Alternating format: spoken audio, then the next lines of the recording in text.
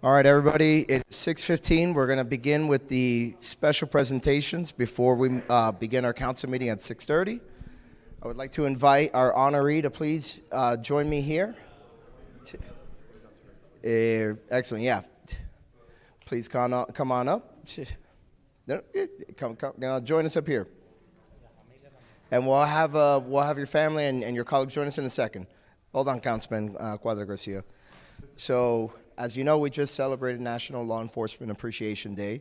So I think it is a perfect time to go ahead and honor your service as you prepare to leave, formerly the Miami-Dade Police Department and now the Miami-Dade Sheriff's Office after a long and storied career. And upon the request of your colleagues, we went ahead and prepared a proclamation for you, which I'm going to read into the record now. Proclaiming today, January 20th, 2026, as Elaine Roming Day in the town of Miami Lakes. Whereas police crime analysis specialist Elaine Roming began her career with the Miami-Dade Sheriff's Office 25 years ago on July 11, 2000, and spent 12 of those years providing excellent services to the residents of the town of Miami Lakes. Whereas Ms. Roming's various assignments have included investigative bureaus such as Special Victims and Homeland Security, along with local districts like Miami Gardens, Cutler Ridge, Northwest, and Miami Lakes. Whereas, as if the aforementioned was not enough, Ms. Roming volunteered for many years with the Office of Elections to assist during major election events. Whereas, throughout her career spanning over 2 decades, Ms. Roming received numerous commendations and accolades for her outstanding performance, and whereas, with a distinguished career spanning 25 years of dedicated service, we extend our heartfelt congratulations to Ms. Elaine Roming on her well-earned retirement and wish her many joyful years ahead spent with her children and grandchildren. Now, therefore, I, Joshua Dieguez, by virtue of the authority vested in me as the mayor of the town of Miami Lakes and on behalf of the town council and 33,000 Miami Lakers, do hereby proclaim January 20th, 2026 as Elaine Roming Day. Congratulations. No problem.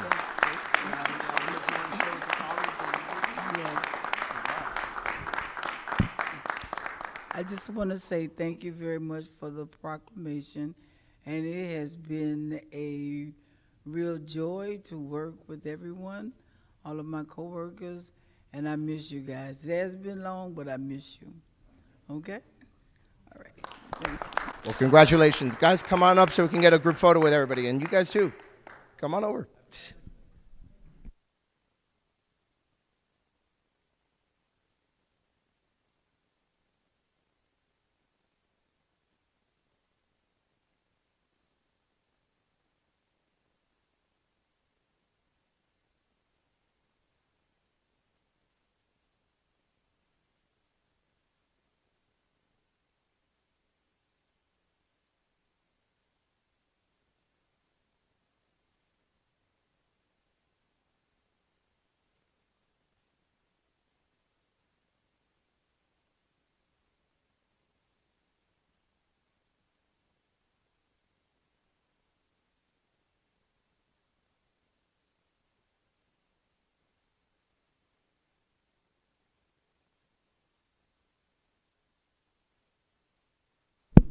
And for the general public watching, we will resume the meeting at 6:30 p.m. sharp.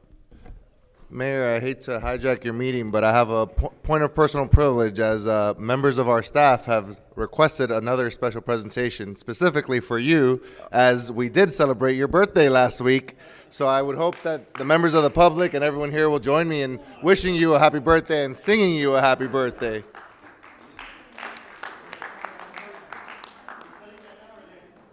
We'll do that. We'll cut it in a little bit. You're going to take a picture?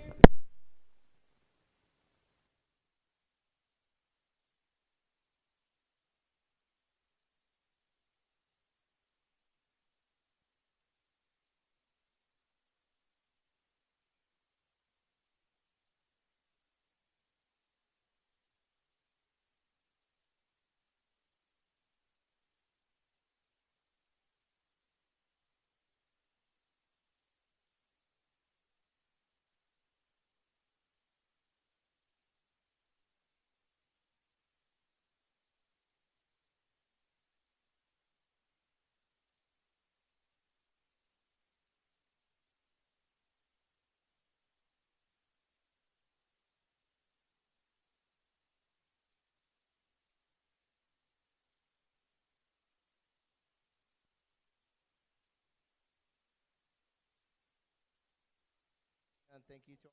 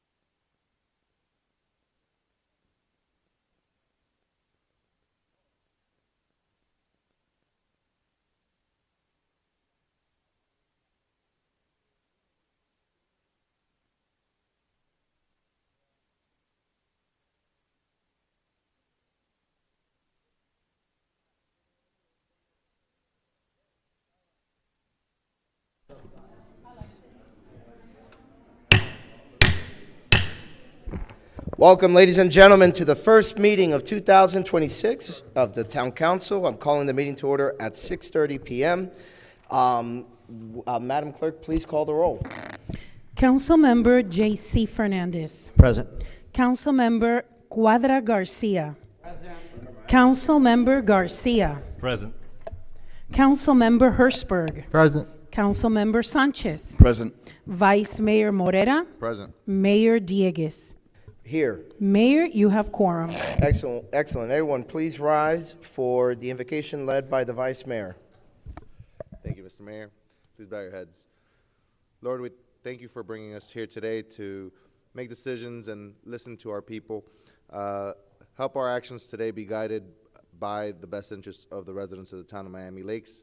Help us to keep them in our thoughts as we take our votes, have our discussions, keep civility amongst us, and help us to always keep you at the forefront of all of our public discussions. We pray in your name, amen. Thank you very much. Please remain standing for the Pledge of Allegiance to be led by Councilman Alex Sanchez.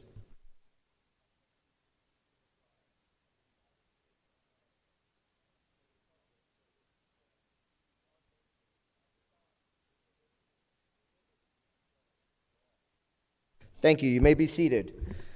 Council, are there any amendments to the agenda? We are now on deferrals, additions, or deletions. All right, seeing none, we are now in public comments. Madam Clerk. Good evening. Welcome to the regular council meeting, and welcome, as always, our remote public comments. If you wish to speak, you must always raise your hand by clicking on the reactions icon and selecting raise hand.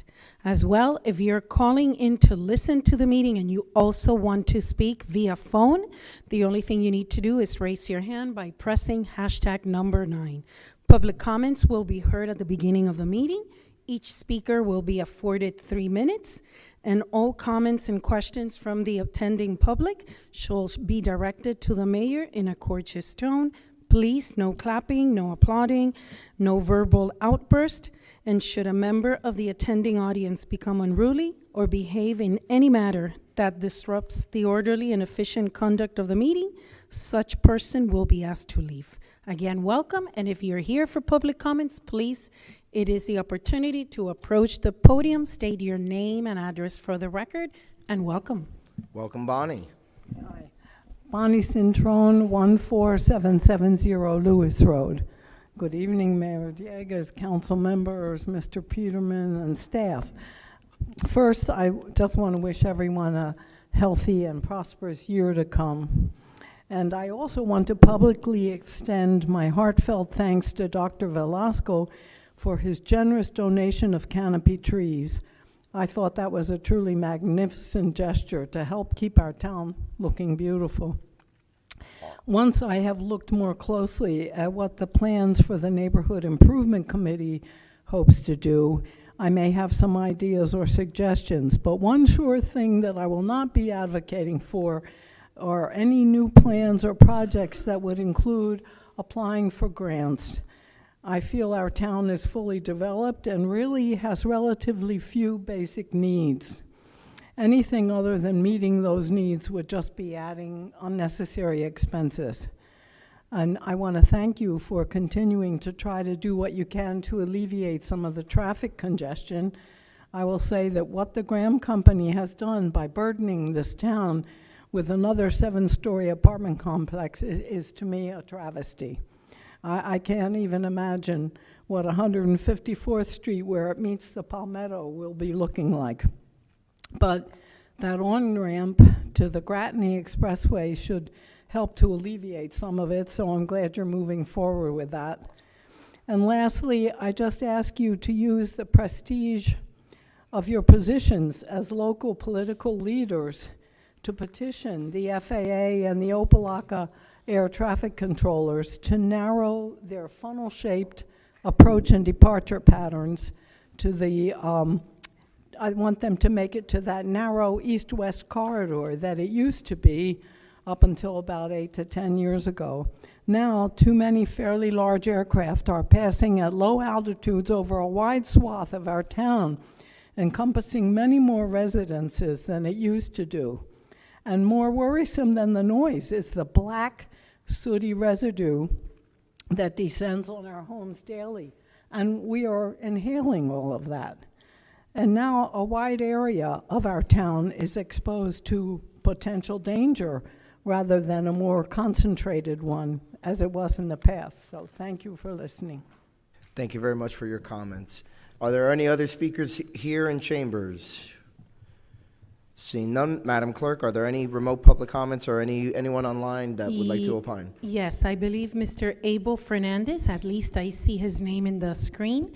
If you're going to be providing public comments, welcome, and please unmute yourself. Mr. Abel Fernandez. Hello, Good evening. Madam Clerk, can you hear me at all? Yes, we hear you, sir. Yes. Good evening. Okay, I'm having feedback, so I'll do it, and hopefully you can hear. Good evening, Mr. Mayor, Town Council, Abel Fernandez, Chapter 119. Wanted to talk to you about a few things. First, on your report from the manager, great job from the manager's office. I'd like to talk about the choices of landscaping that you are considering for public ways. Would like to see Xeriscape entertained as far as the different types of bushes that require less water, less maintenance. They're vibrant in color. They're used all over in public settings. So Xeriscape, other than just the Mondo grass and the Liriope, would ask that you look at that. Recently, we heard about a coyote in the town and folks complaining about a coyote being loose and danger to animals. So I called Mayor Daniela Levine Cava.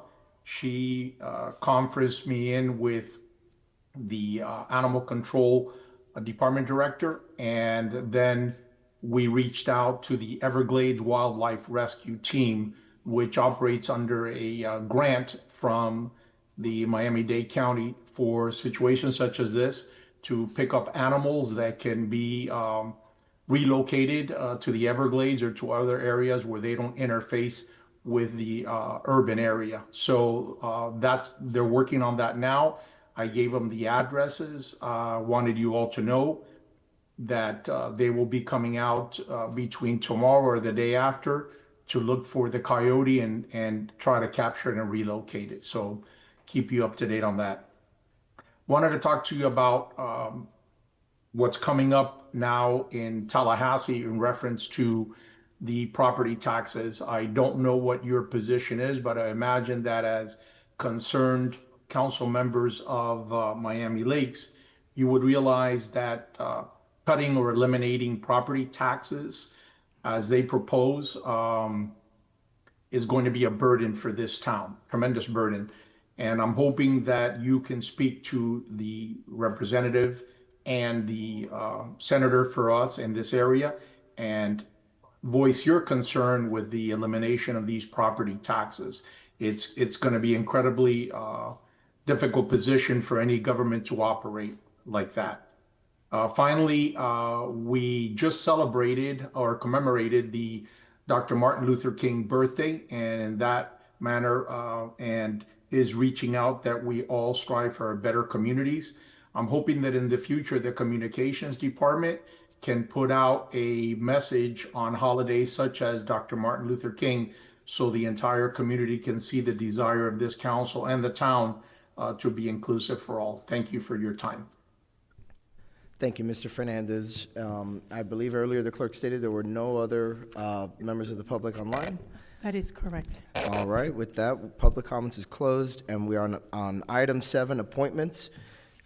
Reading into the record the appointments, we have Haley Prieto being appointed by Councilman J.C. Fernandez to the EAB, Linda M. Perez to Elderly Affairs by Councilmember Sanchez. Are any of them in the room today? Okay, well, that's all right. But they are being appointed, and we had one resignation. With that, Mr. Manager, we are on your reports. Yep. The first one is the monthly status report on the police department. Lieutenant Eddie Ulloa will present.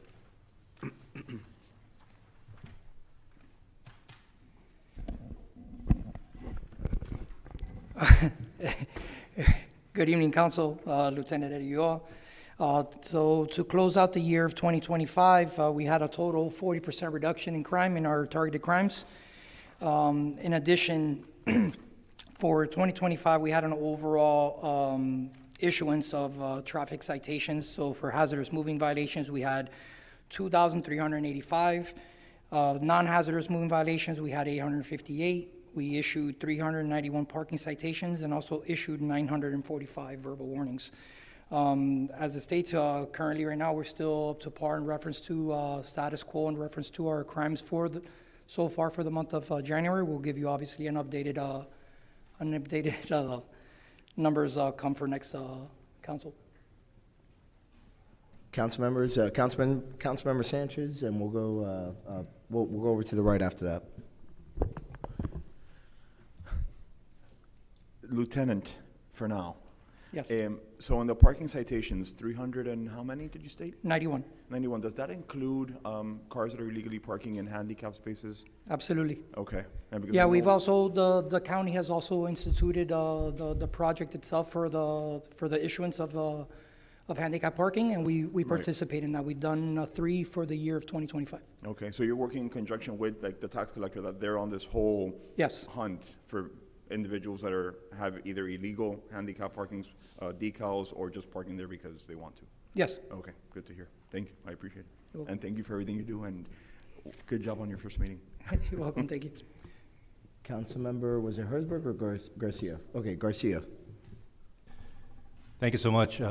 Amazing job, gentlemen, 40% reduction. And last year was more. I mean, it's better and better. I mean, it's amazing. It's a safe place to live, and everybody wants to live here. And thanks to your efforts, so thank you so much. A quick question about speeding. As far as I know, a lot of residents are asking for, traffic calming thing, speed bumps, things like that, and there's a process there. Talk to me a little bit about, I know you give a lot of warnings when it comes to speeding. I'd like to see possibly, especially residents or non-residents that are coming through our town. I know you can't distinguish, but kind of like to and I've already said this the past couple of years, kind of get a reputation that, yeah, Miami Lake's a nice place and we're going to work with you, but speeding is not acceptable, especially if they're going 10, 20, 30 miles an hour. Is there anything we can do to start? What's the process of giving a warning or giving the actual citation for speeding? I mean, that's pretty much at the discretion of the deputies. Obviously, we take a lot of things into consideration. Obviously, not only let's say if you're going to use speeding, for example, if they're going obviously in excessive speed, then obviously we take that into consideration. There's a big difference between someone going 7, 8 miles an hour over to someone going 30. Yeah. Additionally, we take into consideration obviously, their traffic history, and obviously part of traffic enforcement is education. That's a very, very big part of it, you know what I'm saying? So, we try to obviously at the given moments, we educate our drivers in the town, but additionally, if citations are warranted, we will do so. Yeah, I know the details help with that as well. Maybe you can focus a little bit, if you don't mind, on during school hours. I know residents were talking about people cutting through the back to get to 92nd so they can get to Barbara Goldman, and they're speeding through the streets. Maybe we can focus that during those hours. Maybe we can catch some speeders. So taking into consideration what we discussed last week for the traffic concerns, we put out that information out to our staff. Okay. So additionally, besides our traffic units, we also have our day-to-day operation officers or deputies, I'm sorry, that are going to continue to do that, the enforcement, and also take into consideration also that we have the officers assigned to the schools. They're also dealing with that as well in the meantime. So we're No, perfect. Listen, I think we should establish a no tolerance policy for speeding in this town, because again, it's safety. Every 5, 10 miles an hour over the speed limit, it makes additional injuries and could lead to death. So anything we can do to make agreed. Yeah. Agreed. So thank you so much. You're welcome. Anyone else? Councilman Cuadra Garcia. Thank you very much, Mr. Mayor. Basically, through the manager and through the lieutenant, I received a letter, pretty extensive letter, I think, that all of my colleagues received. And one of the main concerns in that letter was a lot of the residents, majority of the residents are using our sidewalks as a habit to park on our sidewalks. That should not be allowed. I'm seeing more and more, and it's not only in my side of town. As I've traveled at night, it's almost everywhere. If you go to the west side by Barbara Goldman, I mean, they think that the sidewalk is now a part of their parking space. So what are we doing about that, Mr. Manager? This is an epidemic completely in the town. Yeah, it's obviously something that we have code enforcement officers that work in the evenings, overnight, and it's something that, they monitor that in addition to parking on the swales and other things that are infractions of our code. With all due respect to you, Mr. Manager, I've never seen a code enforcement officer in the 26 years that I've lived in this town. Not one. Well, I just want to jump in here a second and just remind the council member that at night, we only have one part-time officer. Isn't that correct, Mr. Manager? No, the regular code enforcement officers, they take turns doing the overnight, and then they modify their shift, and then they work overnight. But it's And one they person. generate citations, so they must be out there somewhere. But what I'm saying is, it's one person for the entire town, right? In the evening? In the overnight, yes. Yeah, okay. Yeah, we have an east and a west, and then we have one that covers. So I don't think that it's frequent that they both work the same night overnight. Yeah, so just, bear that in mind that, it's one person for the entire town, and they're not just looking for parking violations, they're looking for all sorts of violations as well. And I can tell you, I have seen, especially Carlos Medio, and I've seen Hugo out there as well, during the daytime, so they're out there, right? So can they get to all of them? That's another question. Can we get the help of law enforcement to help us?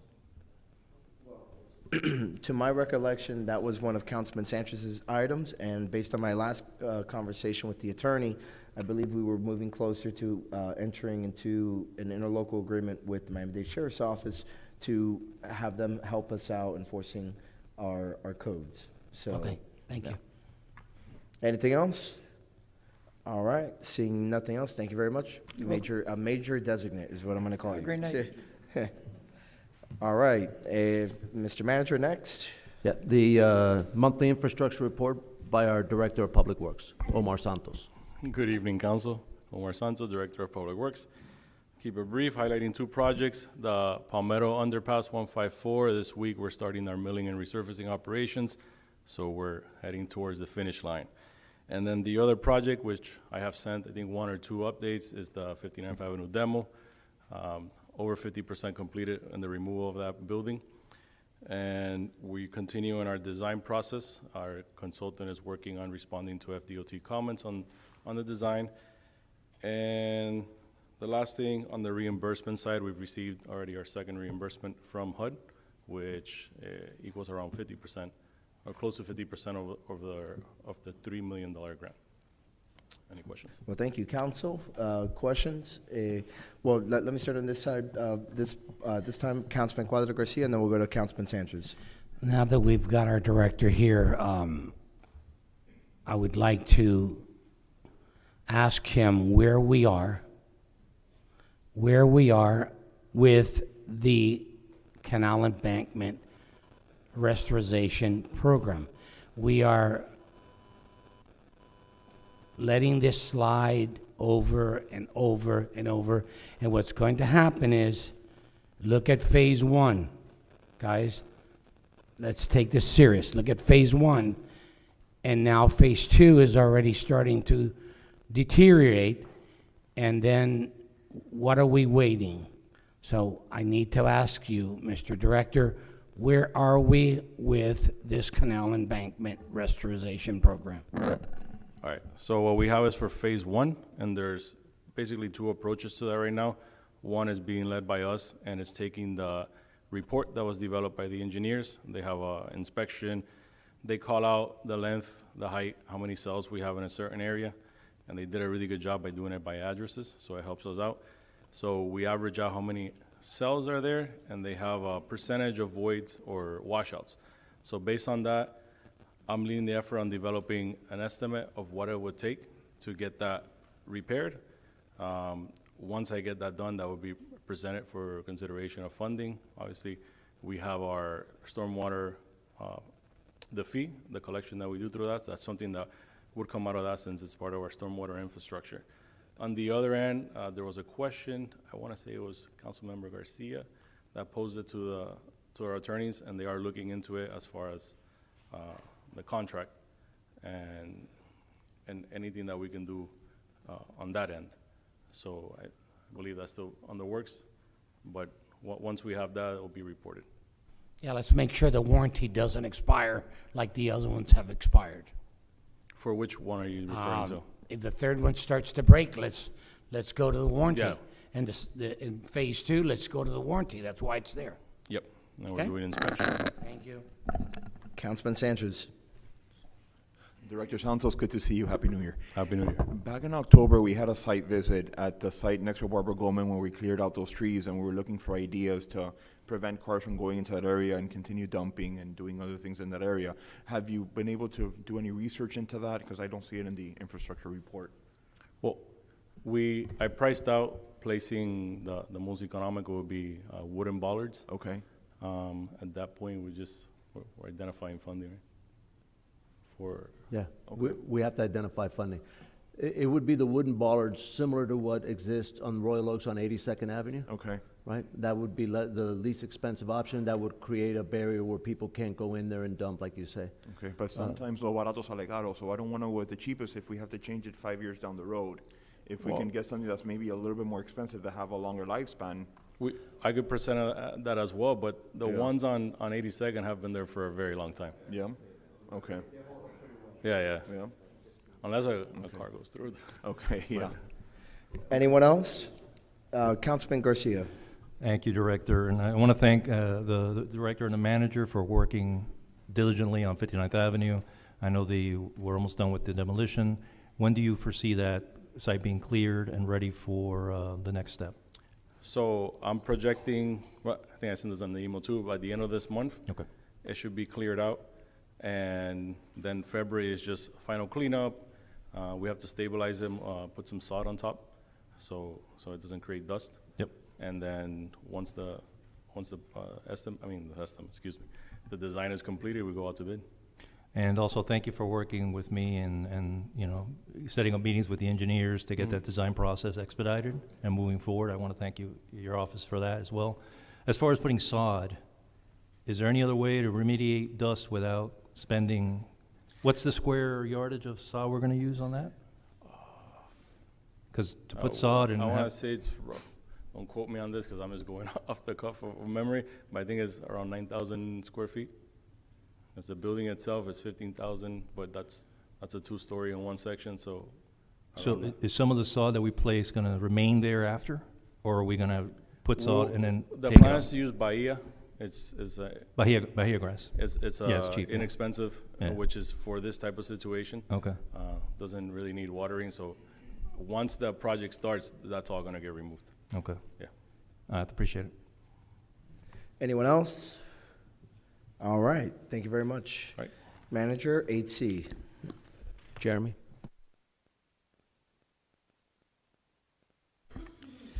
Good evening, Mayor, Council. Jeremy Background, Director of Parks and Recreation. Before you is a report based off of a few previous council meetings in which we're looking at alternatives if we were to go away from the annual flower changeout, as well as looking at mulching alternatives throughout both our pocket parks and our right-of-ways.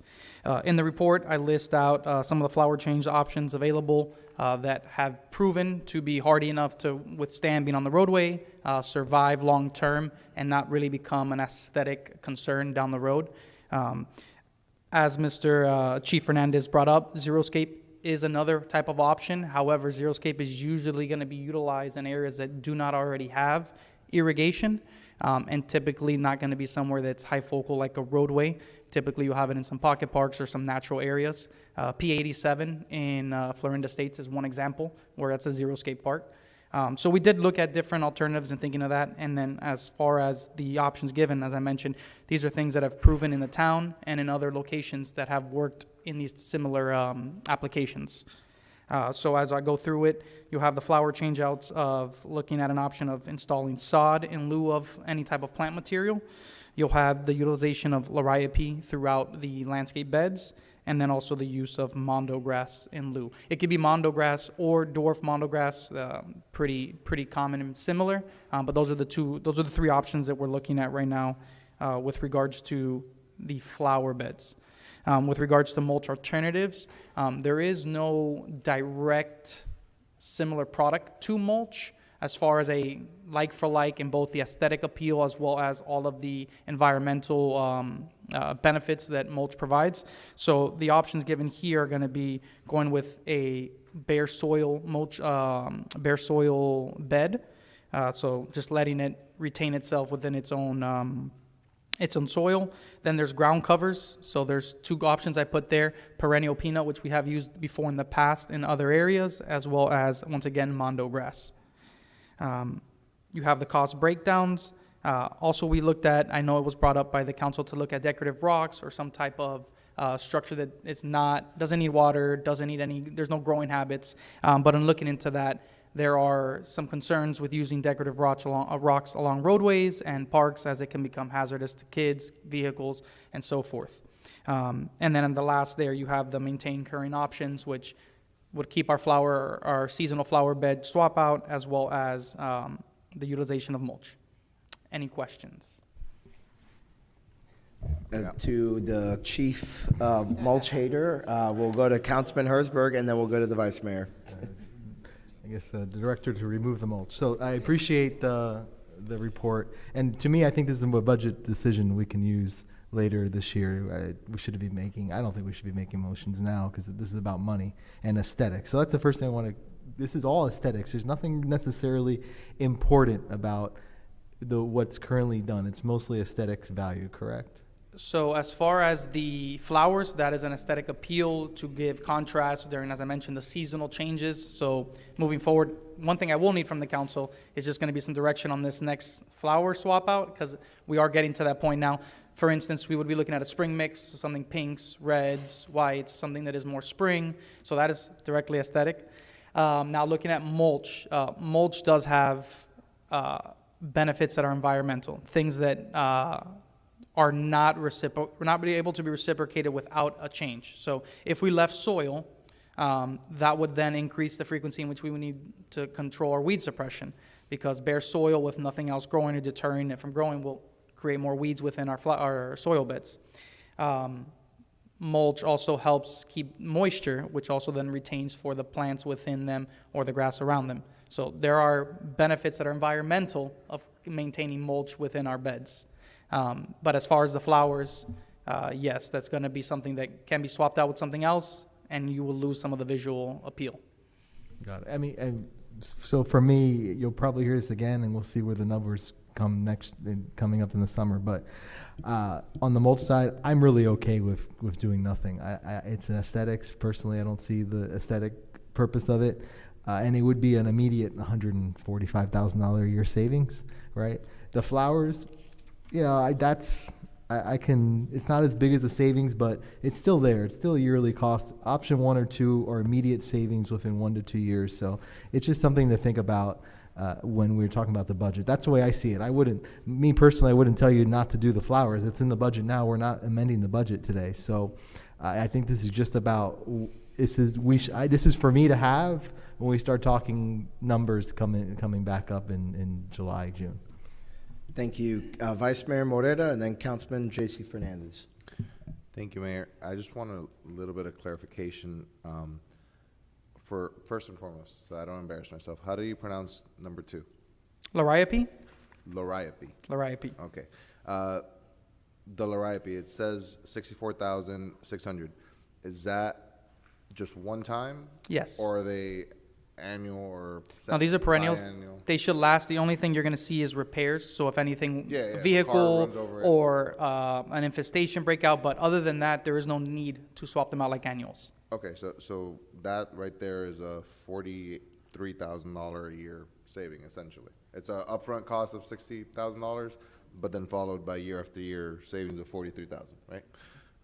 Now, the conversation about mulch if I'm understanding this correctly, as a separate conversation. Like, would we still be saying, okay, Liriope, but then still mulch, or no? Yes, so one is the flower beds and the other are the tree rings and all the other landscaped areas that are not just flower beds. Got it. Okay, so they're Right-of-way, they're pocket not parks. necessarily the same location. They're separate locations. Correct. The So- places that don't have flowers. Correct. The flowers are limited. It's only 5,000 square feet worth of flowers that we were talking about. And then the other side of it is going to be all of the areas that are mulched, tree rings throughout the entirety of the town, so all 18,000 trees, all the pocket parks, any of our signs that are poles, light poles that are also mulched around, and then any landscape beds within these athletic and pocket parks. Got it. And yeah, no, I'll echo Councilman Harsberg's sentiments. This is definitely a conversation for the budget period. But as we get closer to an amended budget, as we get closer to that time, we should start writing some of these things down and making sure that we bring them back at a later time. But thank you for the report, because honestly, this is what gives us the information necessary to later on come back and make that kind of a decision. So thank you. Councilman Fernandez. I don't think it's anybody's surprise, though you guys know how I feel about this. I have an anecdotal story that I had dinner with an entertainment attorney, which everyone up here probably in the audience knows who he represents, and he told me he offered to me without me asking him. He said his statement was that 15 years being here, his office is in the town, he's never seen it look as nice as it does now. So I would just keep that in mind. I mean, I think that there are people that see it, that appreciate it, and are noticing. Any other council members before I put my 2 cents? Mr. Manager? I just had a question, but I'll do that at the end once you're complete. Councilman Garcia. Director, did you say you needed an answer from us for when's the next cycle? When do you need an answer by? So these flowers are already the flowers we currently have installed are already getting to the point where they're overgrowing, and we have to look at their swap out already. So waiting for the next council meeting would be too long? You would start to have them kind of growing lopsided, and you already have some that are starting to have some die back a little bit, just because of the temperatures and so forth. So I would prefer to start planning that already now, to have a plan, because it's also, there's a growing period. So on the nursery, we'll have them growing a little bit, giving them ample notice so that we don't install small flowers immediately. And let me ask you something. If we go with the Liriope, what's the annual savings again compared to the flower cycle we have now? I don't have that number off the top of my head. I think they mentioned somewhere around 30 All right. or 40. And I think all my colleagues I think realize that this year's budget cycle is going to be very challenging, especially what's happening in Tallahassee. And every dollar counts, 5,000 here, 2,000 there. I mean, it has to add up. So, I mean, if you need a decision, would you prefer a decision from us today to get started, at least? Well, this year's budget is fully funded, right? So you don't need anything for... I wouldn't need it I don't think at this time we would need it. That's what I'm asking. Okay. And there's still potentially, if we do come back to this, you still have 2 other cycles that we can then... Could we possibly do a pilot program on this, since you haven't used them before? Maybe select a couple curves and swales that you can practice, so if we decide to do this, you already have the mechanism in place, and... I'm sorry? Yeah, to see it, so we can see it. Yeah, could you possibly do maybe one of each? Yeah, one of each. I would put a motion to start for this upcoming cycle to at least do a couple of each, so we can, not only you can practice how it works, but we can also get and maybe get some feedback from the residents as well. I mean, if that's a possibility. Well, Jeremy, will that exceed our budgeted funds if we do the Liriope and the Mondo grass in lieu of flower change out in a handful of Essentially, it will eat into the third quarter's cycle, but it can be done if we keep it small scale. One of each potentially. I think we can work it within the existing budget at this time. And then maybe 1 tree or 2 for the mulch alternative as well, just so we can take a look at it, see how it because it looks great here, but the reality is. And thank you for bringing that. Thank you for bringing that up. This looks amazing. This is day one. This is AI Photoshop. This is the day one honeymoon phase. Yeah. So months on months of maintenance and keeping up with it. Sometimes they'll get a little hairy. So would you need just a direction from us, Mr. Manager, or just No, I mean, I think that's reasonable, and it's Okay. on a small scale, and it's for visuals, so you, Yeah. by the time you get to decision-making in the summer with the new budget, that way you'll have something that you can have a better basis than a photograph. I appreciate that, thank you. So is there a motion? Just want to be clear. I would move to, yeah. He said he didn't need it, but, Oh, okay. well, that was direction, but I didn't know if he meant, if Well- he had a separate motion beyond just kind of expressing the sense of the council. Well, I mean, if, I'd move that we direct the.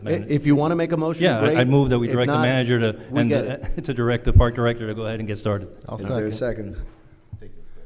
Yep, it's I been- know. You got a second here. All right, it's been moved and seconded. All those in favor say aye. Aye. All opposed, no. One no, Councilman Fernandez. And with that, the motion carries. I'll go ahead and put my thoughts. I almost voted no as well, because what I don't want us to do is to move backwards, as Councilman Fernandez was saying, with our beautification efforts. And so, at least for me, I'm not going to support anything that would be moving away from mulch without an alternative. As a matter of fact, this morning, driving to my office from the east side of town, I noticed that at the entrance feature at 154th Street, I felt that you don't have anything there right now, right? It's just dirt. And I thought that is below the standard of the town, especially at our key entrance feature. And so, at least for me, I like that we have options here, and I ended up voting yes because I want to see what some of these options look like in person. But I'm not going to accept just leaving it just dirt. I think that's us being cheap in that situation. And again, for a community like Miami Lakes, and then at least my head, if we were to make a change with the flowers, my thinking is that I probably would go with the Liriope or Liriope. Liriope. Liriope, yeah. You know how much I love to butcher names, and but those are just my 2 cents on that. As far as where I'm gravitating, but for sure with the mulch, there would have to. If I'm going to vote to get rid of the mulch, I would want there to be an adequate replacement there. And I think again, I understand that not this year's budget, but the following year's budget would be impacted by whatever gets passed by voters. But again, we can't be cheap about these things. Again, we're Miami Lakes, so and we didn't come this far just to take a step back. With that said, anything else, Mr. Director? Mr. Mayor. Councilman Cuadra Garcia. Point of personal privilege. Let's consider that the underpass that we're expanding there on 154th Street, Mr. Mayor, Mr. Manager, looks in very deplorable conditions. I know that there's construction going on there, but even before construction, that area there of the underpass, which that bridge has been given to us by DOT. It's got a special name on it. What do you call it when they turn it over to us? They haven't turned over, we just have an agreement with them that allows us to An go in there and... an interlocking agreement. Interlocal, Okay, yeah. okay, an interlocal agreement. But it's been looking really, really bad.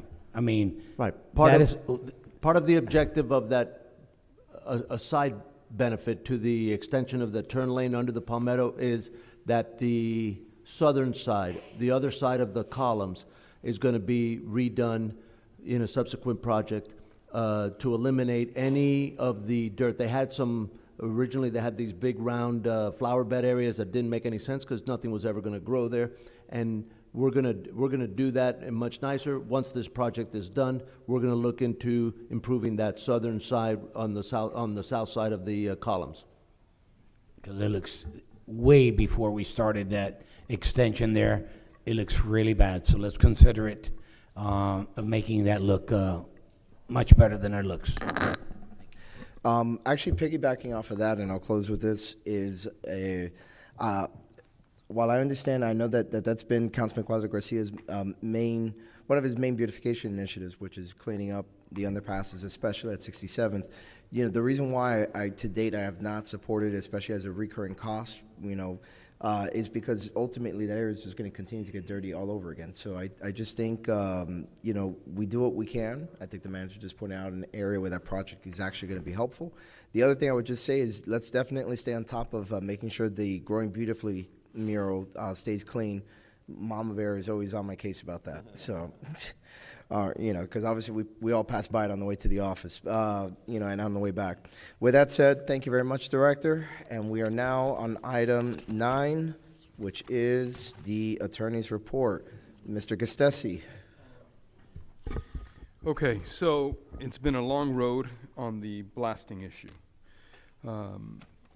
We have kind of bad news, but I'll follow it up with what I think is good news. The bottom line is the town isn't the proper plaintiff for something like this. The first thing you have to look at when you are evaluating a lawsuit is if you have standing. I can't file a lawsuit on behalf of my neighbor. I'm not my neighbor. I have to have standing. I have to be the person. Sometimes I can file a lawsuit, and I'm not talking about an attorney, I'm talking about me individually. A lot of times I have standing to file on behalf of a minor child. But if not, you have to be in the right position, the proper party to bring a lawsuit. The courts have basically counties, municipalities are organized as political subdivisions of the state and constitute a part of the machinery of the state.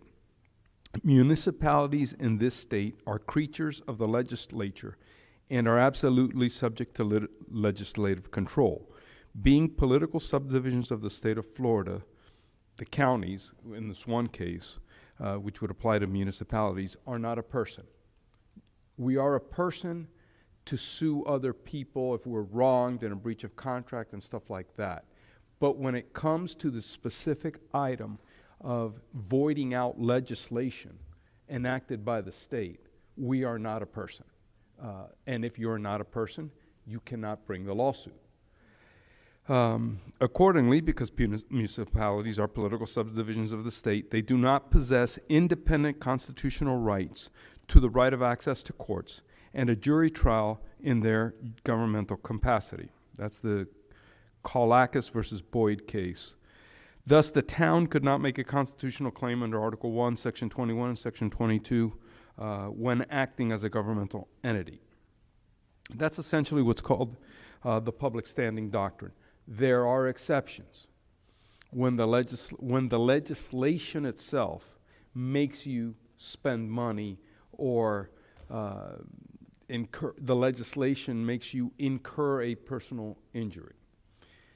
I don't believe that the legislation itself makes us incur a personal injury. I believe the blasting makes us incur a personal injury. But the fact that we can't go into the courts and that we have to go into DOA, Department of Administrative Office and Hearings or something like that. It's a state it's an administrative agency within the executive branch. So I believe the town is not the proper plaintiff. I think we would very likely get bounced on any number of reasons because of that. I don't believe we meet the exception.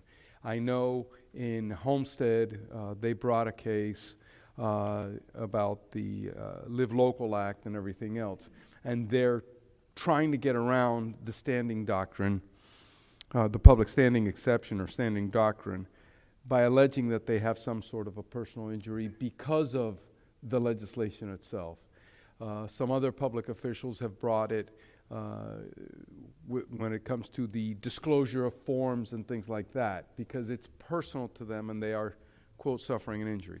Whether the courts will accept that is up for debate, but in our specific case, for this specific legislation, I'm deeply concerned if the town were to file it, pay us a bunch of attorney's fees and everything else, and then leave us holding the bag. It's not something that I'm anywhere near comfortable doing at this time.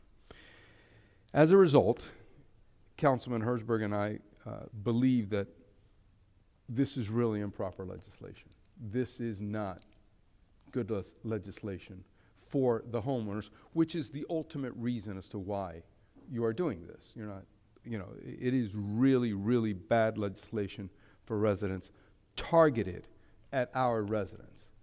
There are very few people outside of our geographic area have this problem. I don't think it's fair.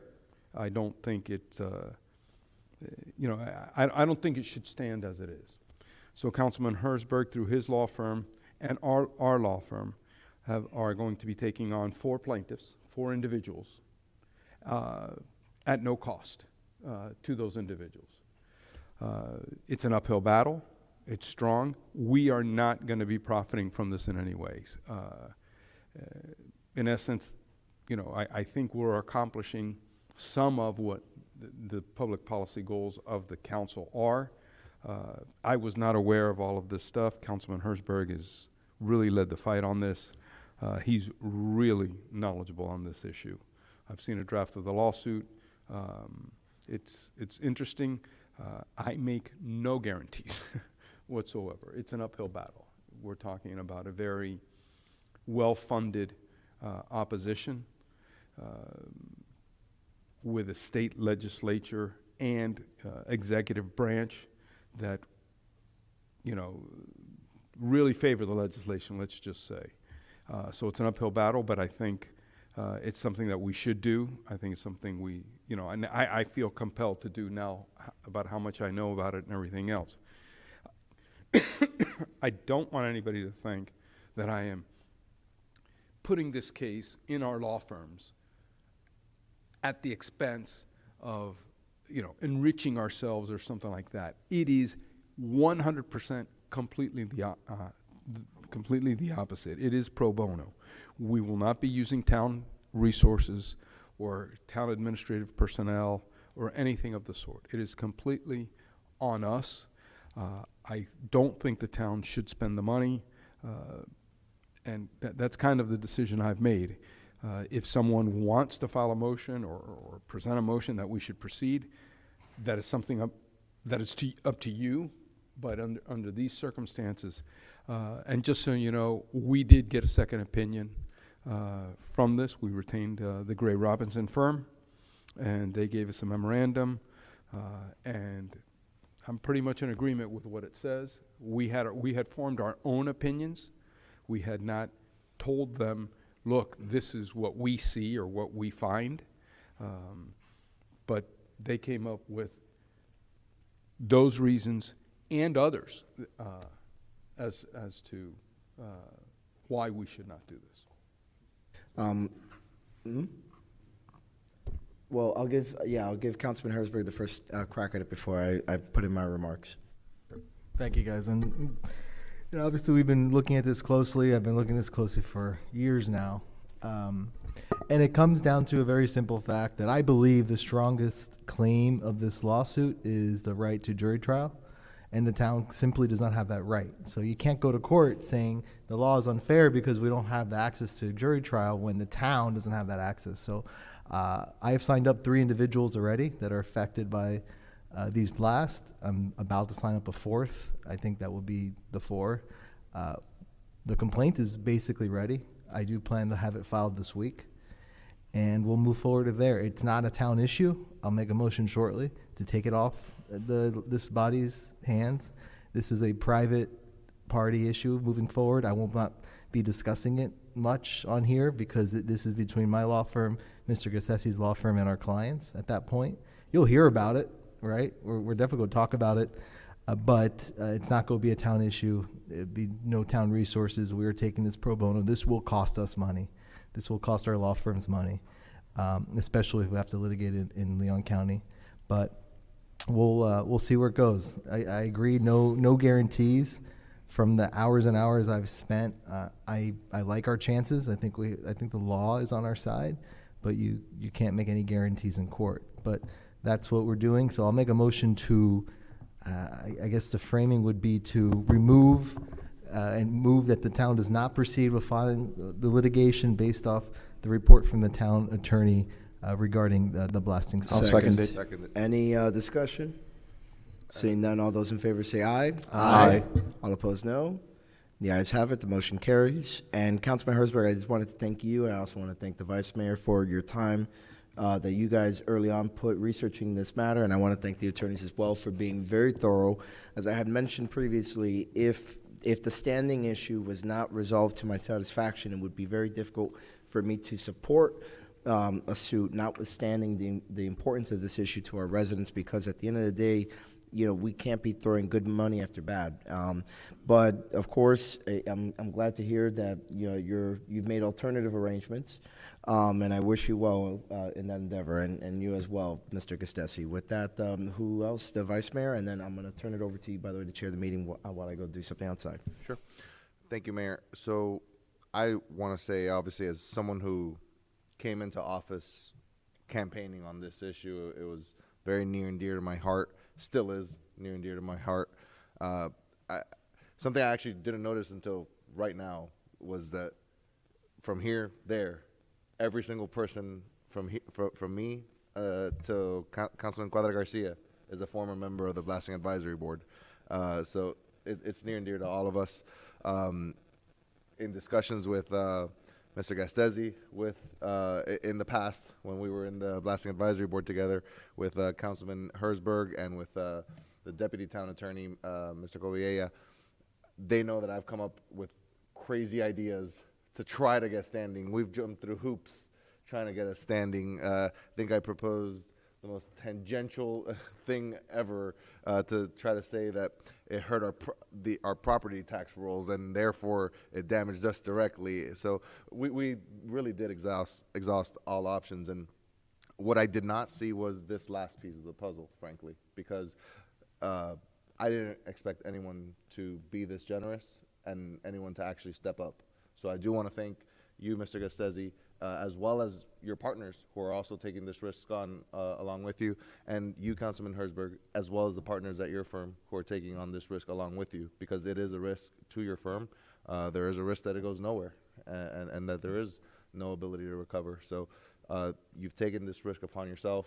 As you said, it becomes a private matter in the world of litigation. It doesn't necessarily rescind or stop the efforts of the BAB on the executive and legislative fronts, but it does discontinue them on the judicial front. So I, as being, and by the way, with this issue, I always did feel like I brought it to the forefront, and then you brought it home. You really did. You did a phenomenal job of taking that mantle up, and I thank you for all those efforts, as well as Gastesi's firm. But yeah, this is pretty much the end of the road, and I've tried my best to avoid it, but we are there as far as the litigation is concerned. Councilman Herzberg. Yeah, and if I may, you're right. It's the end of the road of the litigation, but a separate roadway is just start being built, right? But it's certainly not the end of the road for our legislative priorities. I have spoken to the representative about our plans. He's told me the strongest plaintiff was always a resident. It was a matter of an attorney and residents speaking up. I was able to get 3 residents that will be putting their names on a document against the state of Florida, right? But I do believe that once this is filed, there is an opportunity potentially to try to push legislation, because now it's a matter of, all right, well, here's a lawsuit, read it, see if you agree with it or not. If you agree with it, then maybe you guys want to do something in Tallahassee, which could potentially make the lawsuit moot, right? If they do something that's constitutional, which the representative's current bill seems pretty straightforward, it could make it moot, but we'll see if there's any movement. So I would say we're not done yet from a town council legislative standpoint, but the litigation is done. That'll be a private matter. You'll hear from me, right, personally, but you won't hear from me necessarily up here. And not only that, if that lawsuit, God willing, is successful, I would be the first one arguing for resources from the town to help create new plaintiffs and bring more people to now, because what you would be doing essentially is creating a pathway to relief to the residents. But now they need to be guided onto that pathway. So, you know, the way Fabricio's office can sometimes help you with whether it be Medicaid benefits or things like that, I would be looking to see if we can set up something similar at, you know, no cost or a very, very low cost, in order to help guide our residents towards how they go about making a claim for Right, damages. if the representative's legislation was successful. Or your litigation. Right. The one thing I wanted to say is, as far as Tom Fabrizio and his office, they could not be more accommodating. They are behind us 100%. Tom and his wife are lawyers. Tom is constantly saying, hey, how about this angle? How about that angle? He's been our biggest defender. Yes, he has. Unfortunately, he's only one vote. It's the other area legislators, I'm not going to say have been unsupportive, but I can tell you, Tom, Representative Fabricio's support is off the charts on this. Councilman Garcia. Thank you. Well, I want to thank you, Mr. Castetti, and I want to thank Councilman Herzberg for taking this on.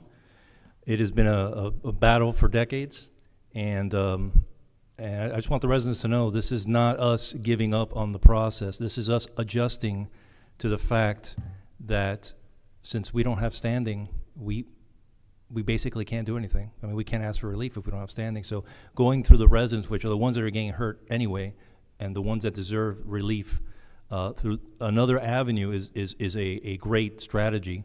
So we ask, the support of the residents to support this as well. And as you were saying, the legislative part in Tallahassee is still there. We're still going to be battling to get this legislation passed, to get that through, to give relief to our residents. If that doesn't work, then again, this is another avenue. Again, we're trying different avenues to help out. None of us here, as you said, Vice Mayor, I think everybody on this side has lived this and fought for this. So I want the residents to know this is not us saying we're giving up on this. No, this is us saying, all right, first half didn't work out, halftime, second half, we have new plays running, we have a new strategy, and we're going to go with that.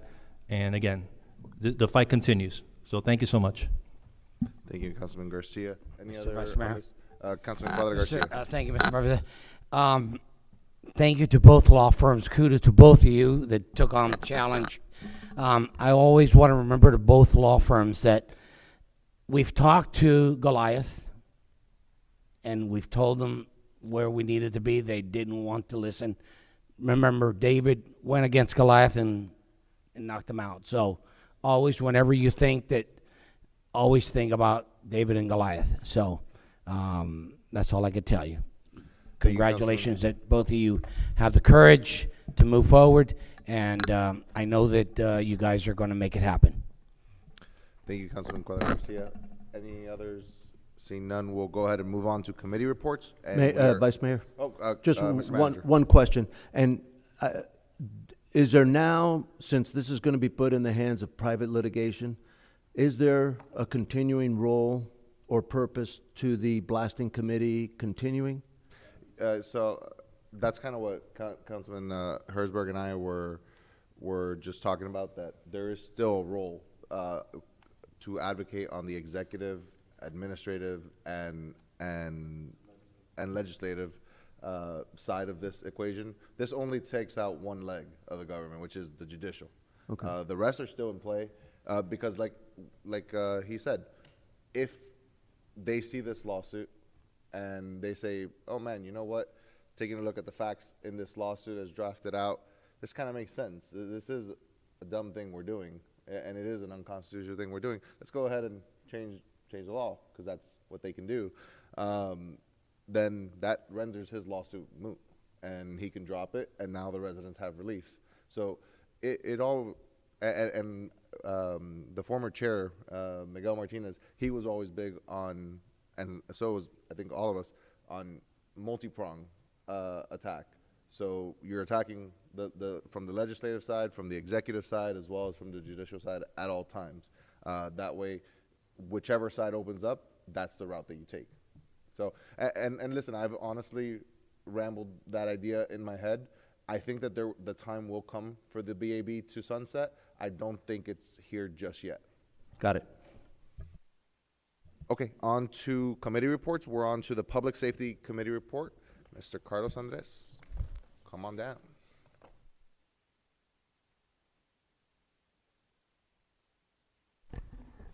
Okay. and Mr. Juncker. There he is. Okay, council. Well, mayor's not here, but vice mayor and council, town management, thank you for having me. Carlos Andres with the Public Safety Committee here to do our biannual report. This has been presented to you all. You should have it in your agenda. Essentially, where we stand today with our budget. I know it looks kind of funny with the way it's set up, where our actuals are, but essentially what we're trying to present is that, our available budget is approximately at $7,000. Now, why is that? Because we have a carryover, and this includes, funds that we raised from the car show, from Cars for Heroes. And as I go down line by line, we'll get into the car show and discuss more about it. But before I go into our initiatives, I just want to extend on behalf of the Public Safety Committee our congratulations to Lieutenant Yola. He's has been wonderful to work with public safety, as you all know. We work very closely with our sheriff's office and our fire department, and it's been an utmost pleasure working with him. And we're really excited about his new role. He's someone that we've seen be very close to, the folks that work with us, and an exceptional leader. And, thank you, Mr. Manager, for appointing him, and we're all very excited to work with him. So, going on our accomplishments from the last time we met, the 9/11 event, our annual recognition to the sheriffs and the fire department, our National Coffee with a Cop, which is October 1st. And now the Cars for Heroes. The Cars for Heroes, I'm very glad to report, and I believe most of you were there, was a huge success. And I have to say, I was pretty surprised myself, what a success it was. We had 99 cars that paid. I think there was more cars that probably got in that didn't pay. But, we'll take that donation. Hertzberg, we can get you next time, since you're giving some pro bono work. We can get your car in, help you offset some of that cost. But everyone had a great time. And again, the main purpose of the show was to show our residents, and really Miami-Dade County at large, what our sheriff's office is and what our fire department can provide with their specialty assets. And it's really contagious, right? Because contagious, because other departments were there. You had City of Hialeah, Homestead, Village of Virginia Gardens, the state troopers they actually were going to bring their specialty cars, but they had a lot of resources tied up with Alcatraz right at that point. But there's other divisions that are really excited about coming to attend this year, and we have the support of the grants, to give us more space for next year. So we're extremely excited about it. And so just to give you all, some of the numbers and how we made up, we did a little over $10,000 in donations. And that includes, people that registered for the car show that day, golf carts, enjoyed it as well. And sold some T-shirts. We were smart about our T-shirts. That was really the work of our committee. Johnny Torres, who spearheaded that, to make sure that we didn't put any year on those T-shirts so we can reuse them. And our cost, we were very, let's just say careful of our expenses to make sure we made a profit. So we ended up a little over $3,300 of profit. So again, kudos to the team, everybody, from myself to everyone. And like we said from the very beginning when we met with this body last year, is that we wanted to donate a portion of that profits to two organizations. Right, so we would like to donate $500 to the PBA, which is the Police Bonavolunteer Association Love Fund. Just some examples, that organization has helped officers at their worst time. If there was one officer that got hit by a car pulling over somebody, and they helped with the arrangement of, taking care of him when he ran out of sick pay. That's just one example. And then you have, we want to donate $500 to the Resilience Fund. For the fire rescue. And again, firefighters, they see it probably worse than anyone else. And we see it. We see Station 64 and Station 1, how active they are when they're responding to calls from our 826. So this helps them with mental health. Through the chair? Yes. Just a quick question. Mr. Manager, do we need a motion for him to be able to donate, or is that part of his budget? I think it was already approved. It's already approved to be able to donate? When the event was approved, because it was brought up. The donation? Yeah. I believe so. Yeah, he had brought it up at that time. Okay. So we don't have to do anything on our side? All right, thanks.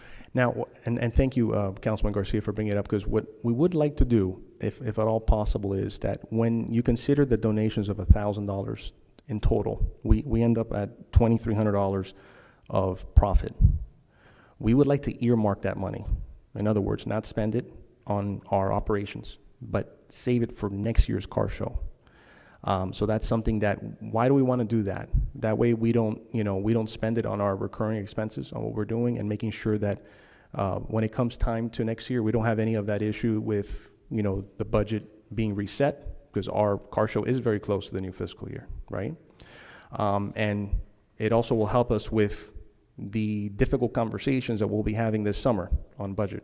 I'd like to move so we Earmark that remaining 23 yeah. $2,336.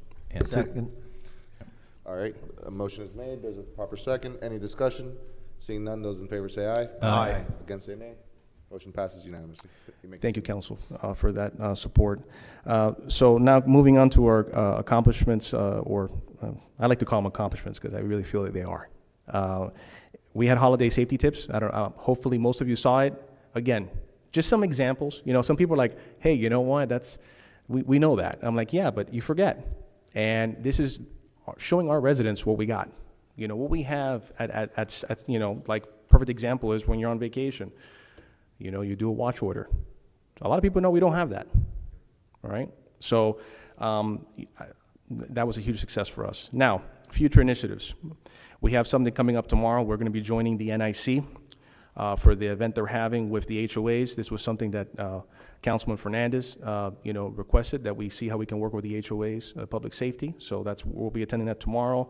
We finally got our RFID pouches done today, literally, by Vita Customs. That's going to be something we give out our future events to people, for people to get their key fobs in there, so folks can't steal their signal. We're planning our next fire station event. So that's in March. Okay, so the weather should be much better. All right, a little hot last time, and yeah. So we're going to be, we actually have a partnership. I know this council has discussed for committees to work together, all right, how we can streamline initiatives. We're working with the NIC to have an event in April for Earth Day. So it's going to be like Earth Day / okay, who wants to shred their tax returns or personal documents? So we have a sponsor in place, to come in, and he's done this in the past before. This is Shredforce. So, get folks to come out and shred any of their personal, delicate documents. We have Law Enforcement Awareness Month in May, Coffee with a Cop in May. Something that's been a hot topic that we keep hearing from residents, both online and in person, is golf cart safety. So something that we're going to be doing is doing a similar to holiday safety tips, but golf cart safety tips. I know our previous major did that a few years ago. We're going to go into more detail, right? So we're going to talk about county roads, Miami Lakes roads, some things that are not law but highly recommended for safety, like kids that are being carried in golf carts without car seats. I know I've heard that a lot. So we're actually, and to make it even better, we're going to partner with the Miami Lakes Golf Cart Club to do that. That way we're addressing this both with not just the town of Miami Lakes, but their community as well. Summer safety tips. This was something we started last year with the Graham companies. It was a document that we sent out and we put in the Miami Laker. Well, we're also going to do a video this year, kind of similar to holiday safety tips, but now for the summer. We're going to relaunch. I don't know if you all remember when we came in last year where you had the signs, the yard signs, drive like your kids live here. We're going to do that again. Probably a little bit different, make it a little more obvious, like yellow or, attention seeking. We're playing around with the idea, depending on money, to relaunch the challenge coins. That was something that it was done when it was still a police department. Now there's a sheriff's office. We feel that's a nice token to the folks that, serve our town. And when I go to the different fire stations, they're really excited about that. We also want to, give that for children that, do that, the right thing at school or whatnot. And then, we're really going to be starting planning for the car show much sooner than later. So that's going to be either October or November. And again, things like what Councilman Guadalajara Garcia brought up, the block in the sidewalk, that's something that we can do as well. So we can do that as a PSA, and put it into some sort of a video or some sort of a, an image, because people forget that's actually against code. And we see it across town. So that's something that, you can use the Public Safety Committee as a front to put that out to residents. So with that, I'll open it up to any questions. Any questions from the council? Through the chair. 1 second, Councilman Garcia. Mr. Attorney, did you have a question? I normally don't. Huh? I normally don't. Okay. But as a golf cart owner, boy. as you well know, Go ahead. new golf cart owner, near and dear to my heart, you guys might want to think about putting all that stuff with the golf carts in there. What do you mean? In their in wheelhouse. You know, things having to do with golf carts or looking into the golf carts and everything else in front of them, I guess. I don't know. It's up Putting to them you. into the Public Safety Committee? Yeah. Yeah, I mean, I think we've learned to give the committee their discretion. You know, they're the ones that are there in the front lines when it comes to public safety. And I personally, I won't speak for everyone on the dais, but personally, as also a recent golf cart buyer, especially since you already stated you're going to be working with the Miami Lakes Golf Cart Club, you know, it's something that isn't going to be imposed on that community, or rather done in collaboration with. Absolutely. So I think it makes complete sense. So yeah, Mayor Dieguez, Councilman Garcia was the one that was. Councilman Garcia. Thank you, Mayor, Vice Mayor. Again, great idea, and yeah, piggybacking on what Councilman Garcia said, yeah, when you have those sidewalks blocked, people have to walk around into the street blindly sometimes, and it could lead to accidents. So absolutely, thank you for doing that. And again, I mean, you are everywhere, brother.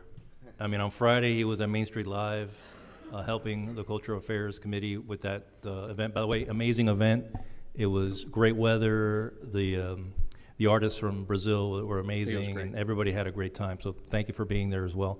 But again, I can't say enough about what you've done for this community. I mean, you've taken public service and volunteerism to another level. So thank you so much. Thank you.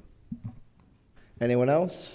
Councilman Herzberg, and then Councilman Cuadra Garcia. Thank you. And thank you, Chair. Same thing. I mean, you've done a great job. I knew the car show would be a success. I'm glad to see it continue. And like I said, when you were thinking about doing it, use it as a way to fund your committee. That's something I think you're going to hear from us on all committees. Yeah. Okay? And you have the tools now to fund your committee. So I think that is important that you have that tool and you continue to use that.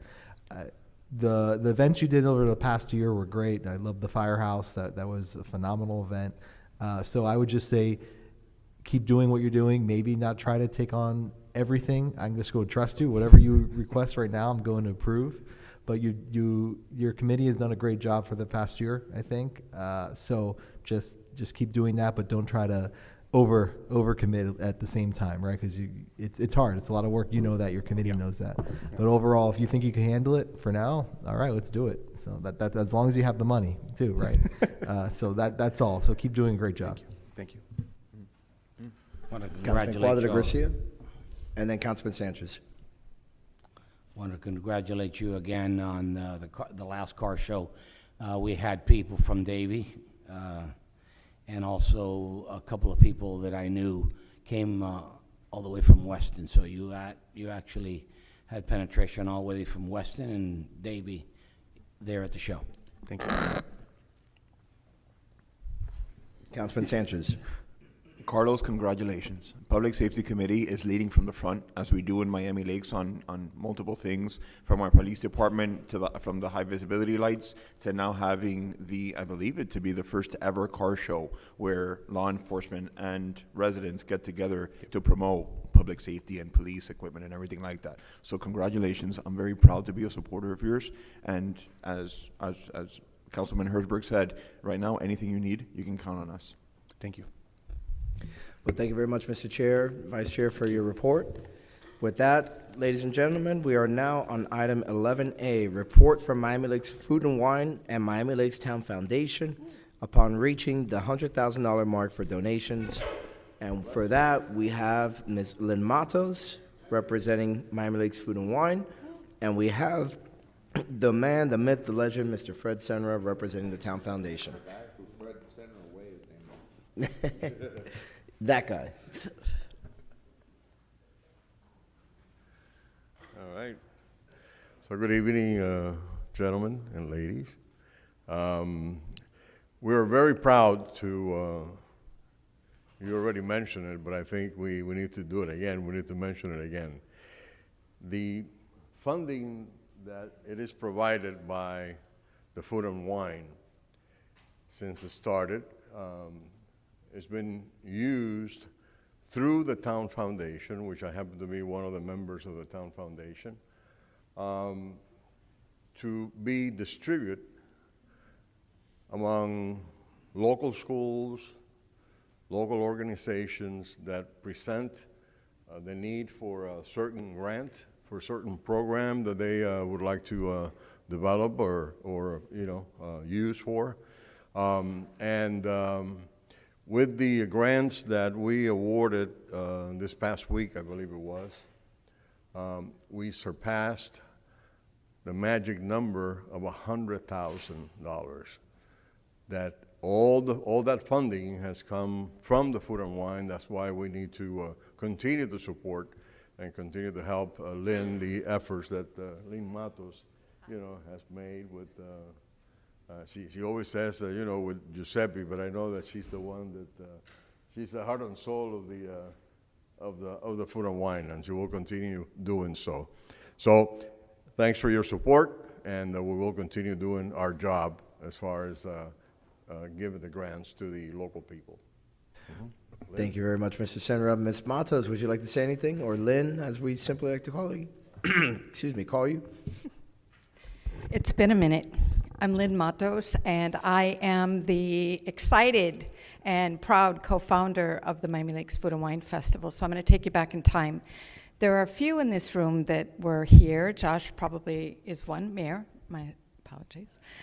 And it was a chilly night, not quite as cold as it is in here tonight, and the then manager, Ray, I approached him. He was standing up against the wall, and I said, I have an idea. I'd like to have a food and wine festival. For those of you who remember, Alex Ray's wife, Kathy, worked for the city of Miami Beach and was involved in the food and wine festival there. And he looked at me, and his eyes lit up, and he said, I think we can do this. The rest of you know the backstory about the wine and the conversation and all that. I've told that story before. But as I stand here tonight in a room full of amazing people, the foundation board who does such a remarkable job, and the gentleman standing to my right who, is a legend in this town. There's hundreds, literally hundreds of people who have joined us in this journey. And people say, how much money do you raise? It's not just about the money. It's about the passion and the community and the small businesses and the celebration and the kindness component. And all of you and all of those people since 2017 that stood next to us and made that happen in this community. The sponsors, the participants, the community partners, everybody gave a little.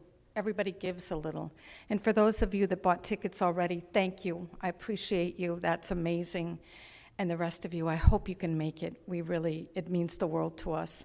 And having attended some of those events where I saw in action the grants that the foundation awarded, the Model UN Conference, the Civics Bowl, the events for the dance, and the mock courts.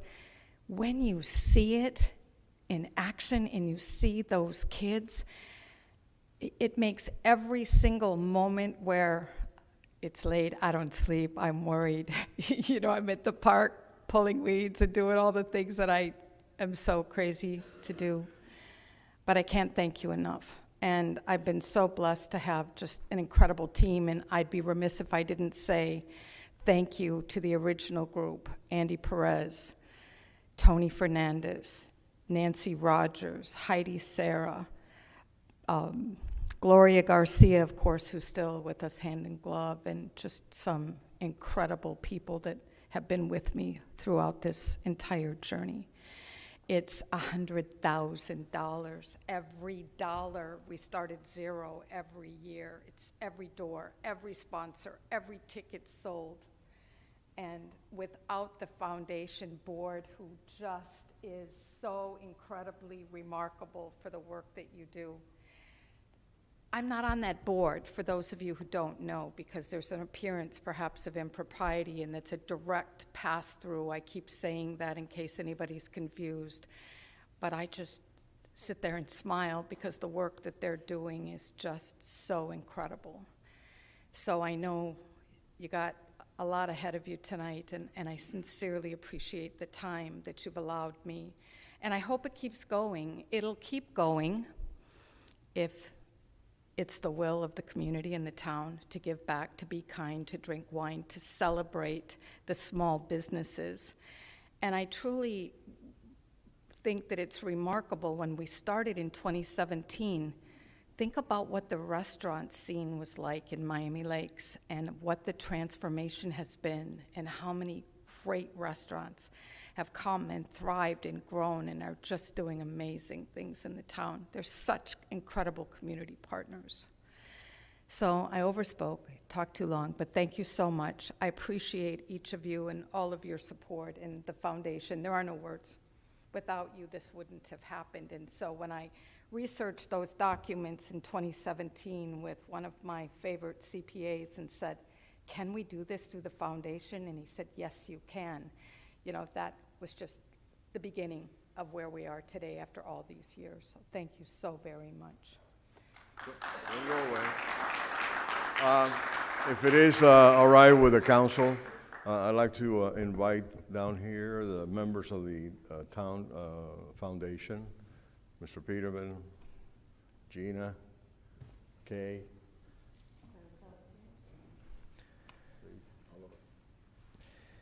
We'll take a 5-minute recess to go ahead and take photos and whatnot. Thank you. Just to take a picture. Yeah, no worries. We'll take a 5-minute recess.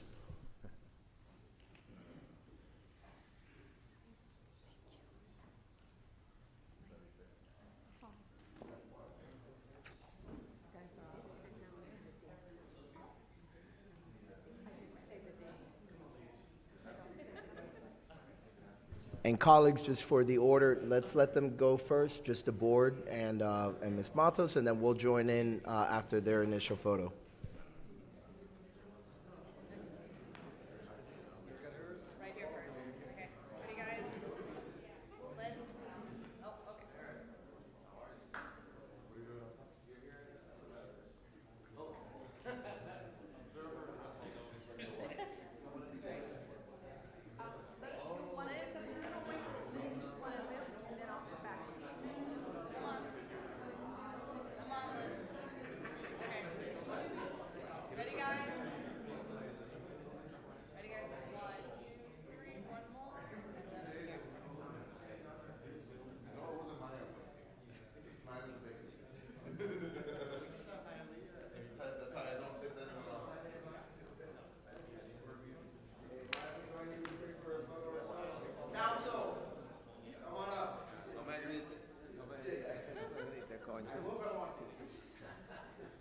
Should put right on top of this 100,000. You should put.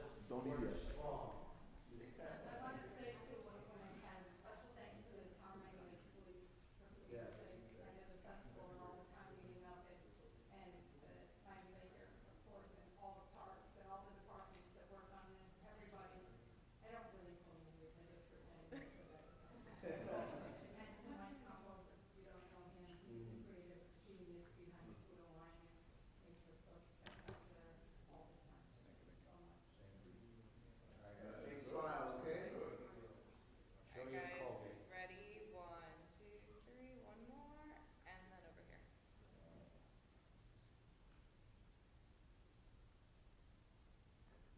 Thank you, guys. Thank you. See you. Yes.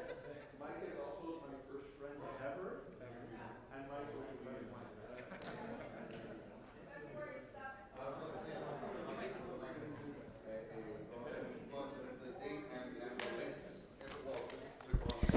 Oh my God, I forgot the date. February 7th, 2026, from 7 to 10 p.m. mlfoodwinefest.com. Thank you so much.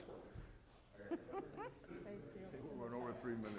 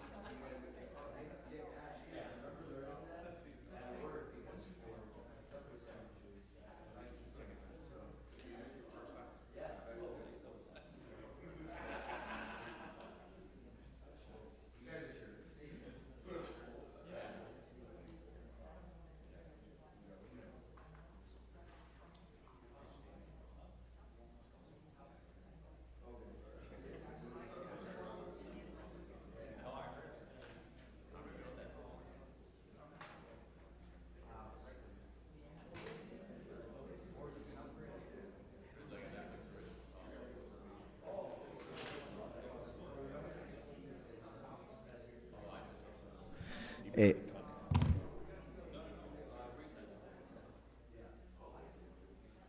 Perfect. All right, ladies and gentlemen, we're going to continue now. It's 7:56. We are on 12A, the consent calendar. Is there a motion? I'll move the consent calendar. I'll second. It's been moved and seconded. All those in favor say aye. Aye. All opposed, no.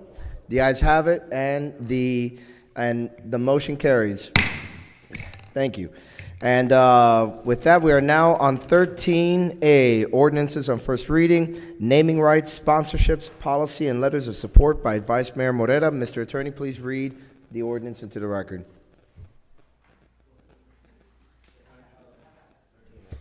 So this is a Read the naming rights title. sponsorship. Yeah. It's an ordinance of the Town Council of the Town of Miami Lakes, Florida, deleting Town of Miami Lakes Code, Chapter 13, Article 12, naming rights, sponsorship, policy, and letters of support, creating Chapter 2, Article 5, Division 5, naming rights, sponsorship, policy, and letters of support, creating and providing for inclusion into the code, providing for severability, and providing for an effective date. I'll move the ordinance in first reading. It's been moved. Is there a Seconded. second? It's been seconded by Councilman Sanchez. Well, it's first reading. So with that, Madam Clerk, please call the roll. Item 13A, ordinance in first reading. Councilmember Garcia. He's in the restroom. Actually, he was in the break room. He's here. Councilmember Garcia, we're moving the This is item ordinances on first 13A, reading. ordinance in first reading. Councilmember Hertzberg. Yes. Councilmember Sanchez. Yes. Councilmember Cuadra Garcia. Councilmember Fernandez. He stepped out. Absent. Vice Mayor Morera. Yes. Mayor Diegues. Yes. Ordinance in first reading, item 13A passes. Perfect. Councilman Fernandez, how would you like your vote to be recorded on Yes. that item? Okay, as a yes. Excellent. Thank you. By your vote, the ordinance passes on first reading. There are no ordinances on second reading. Instead, we have resolutions. 15A, Beautification Master Plan update by myself and Director Bagdown. Where is Director Bagdown? Or Mr. Manager, if you feel comfortable, just present the We item. can, and yeah, I'll we move can it. do item B if you don't mind. Yeah, I don't think. I'm going to recommend just moving on. Oh, he's there, he's there, he's there. Oh, never mind. Have faith in poor Jeremy.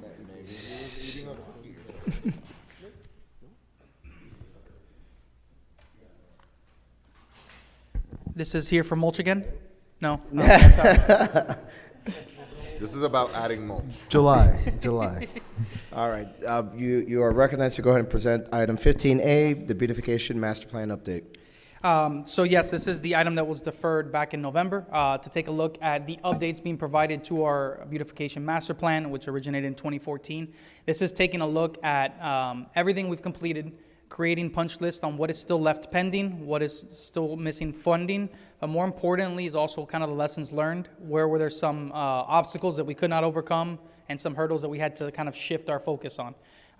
Aligned with that, also there was some input from the council as to things that needed to be looked at, adding some of the underpasses that weren't originally within the plan, as well as taking a look at public art is going to be one of the big new features that we're putting in this plan, and looking at ways that the town can leverage some of its public space to incorporate and add more public art. The plan is before you. I know we had a little bit more time to review it now since the previous meeting. If there's any questions or any comments that we'd like to discuss. I'll move item 15A. Is there a second? Second. It's been moved and seconded. Discussion, beginning with the Councilman Fernandez. No discussion? Okay, Councilman Hertzberg, then Councilman Garcia.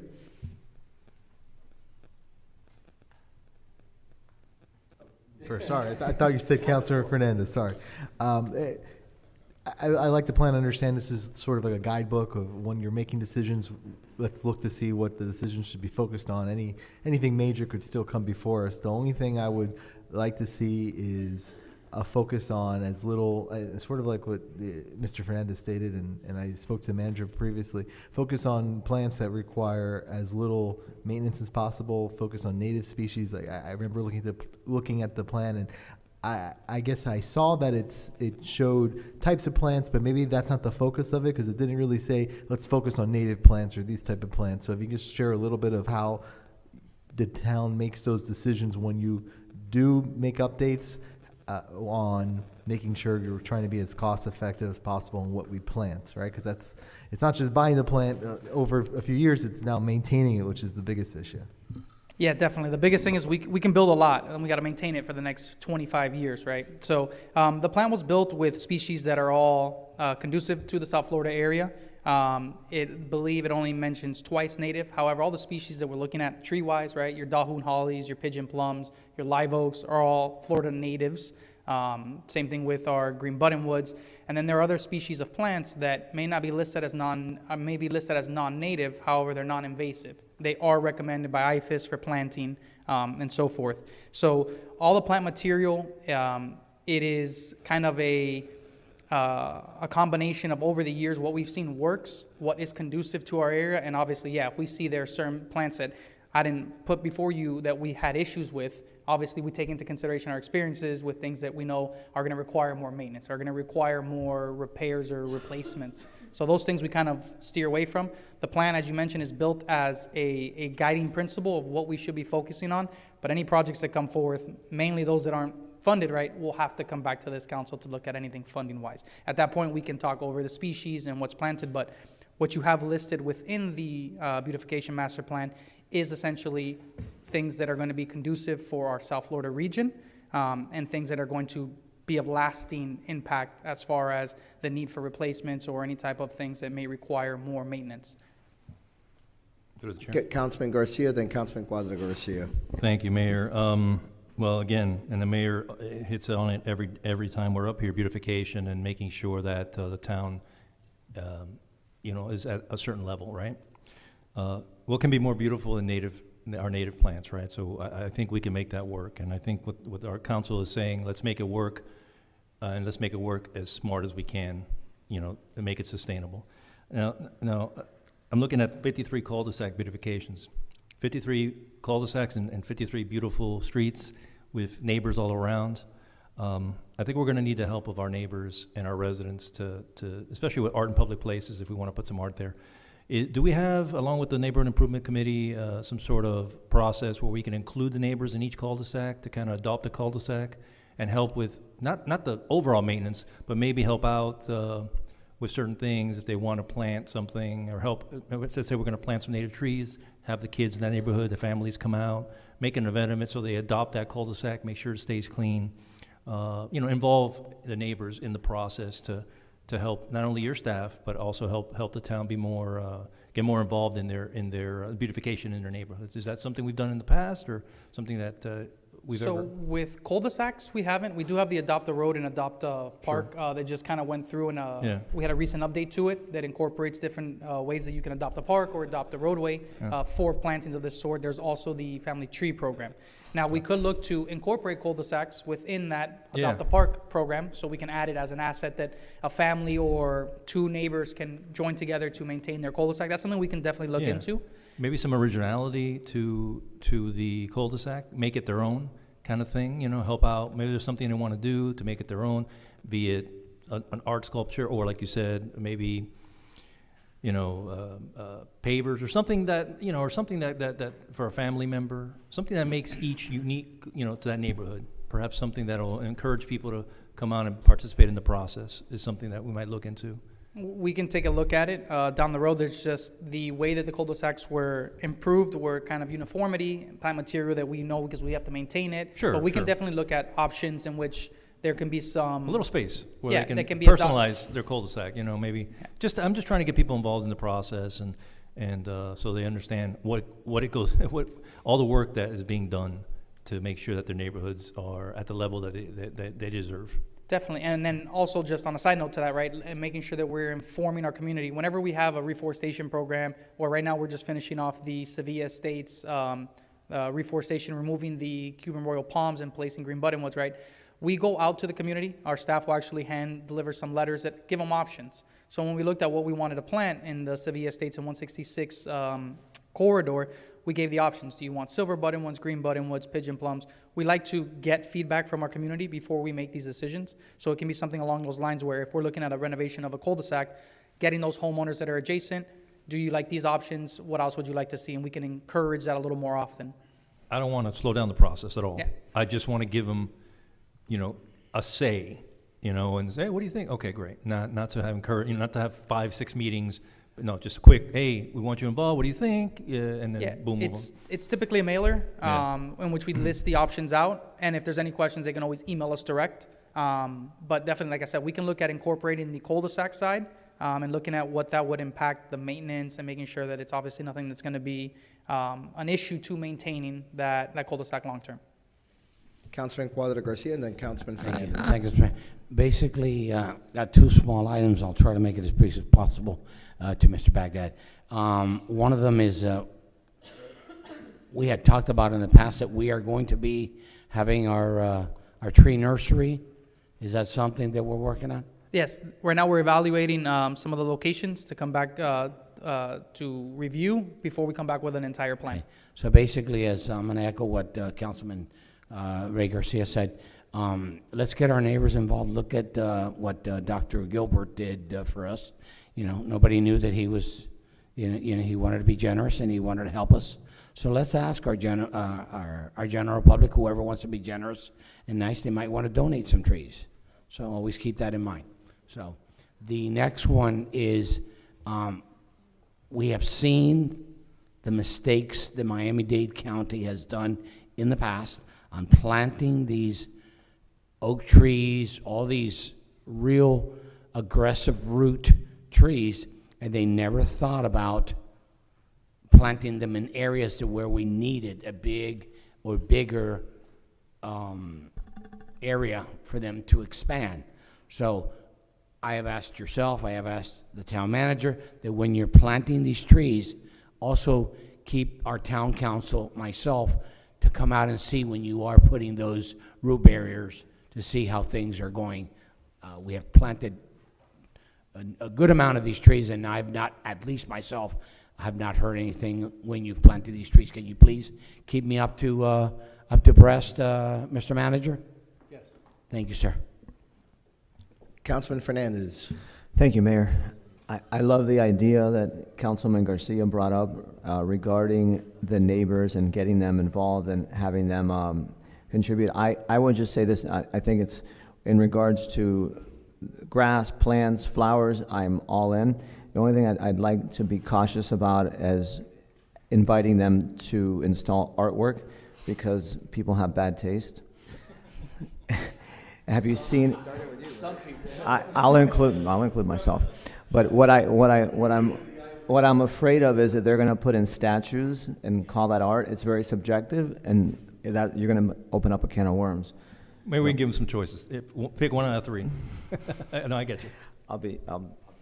So I'll close out on this item, and I'm glad to see that it appears is going to go forward. I think it's important that we make sure that on beautification, that we have a plan that we continue to work off. I believe the last time this was seriously done was in 2015, right? That Councilman Messer at the time was the proponent of this, and I've kind of picked up the mantle since then. On the public art, which was also an initiative that I had pushed forward with council support. I think it's great that we're incorporating that into the scope, and it would be great to see what comes out of that. But at least for me, though, the intention was for the town, yes, to be the one deciding what goes up.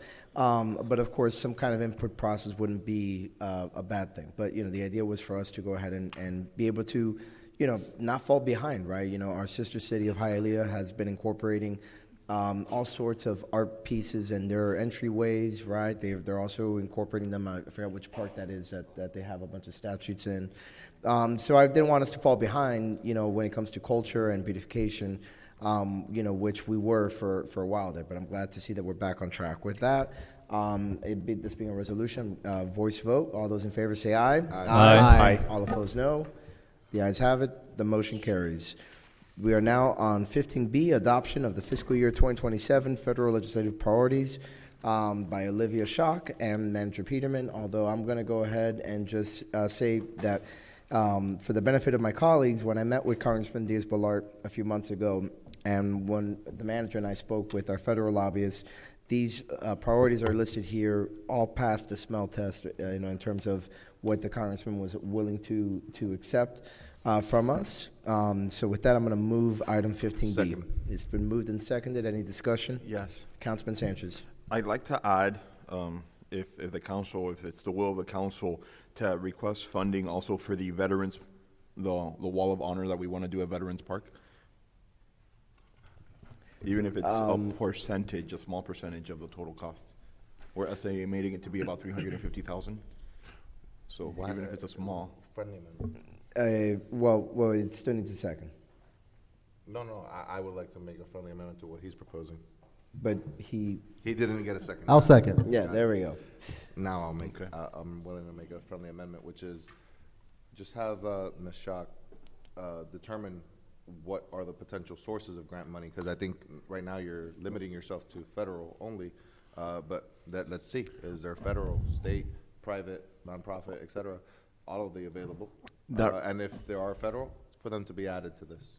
That research has been taking place over the last few months. Okay. I actually sent a few resources to Ms. Schock, but they didn't produce any fruits. Yeah, and remember what you do here is sometimes these are, even though we put the total cost of the project, we coordinate them with whether it be state appropriation or a grant.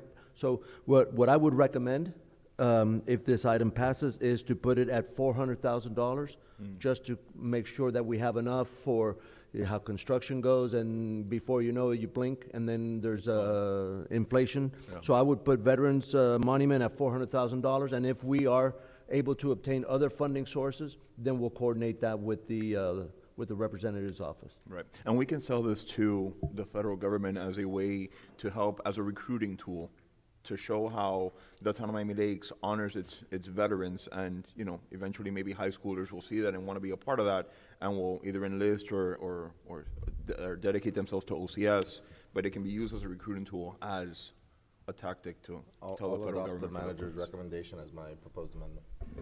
All right, and I'll second that. So with that, on the Vice Mayor's amendment to the amendment, all those in favor say aye. Aye. All opposed, no. Okay, and I'm going to close discussion on the amendment. The amendment to the amendment passes, and now we're back on the amendment. I'm going to support the amendment with the caveat that when it comes up in meetings in D.C. or with other officials, it is not going to be my top priority. Right. Obviously, our priority is drainage and public safety. Of course. So, I will be clear with them that if they, which I know they have a limited budget. I mean, look what's going on in D.C. right now. Yeah. Even if we can get a lot of money as we have from them in the past, we have to prioritize from these projects, right? I agree. So with that, all those in favor of the amendment as amended, say aye. Aye. All opposed, no. The amendment as amended passes, and now we're back on the main motion. All those in favor say aye. Aye.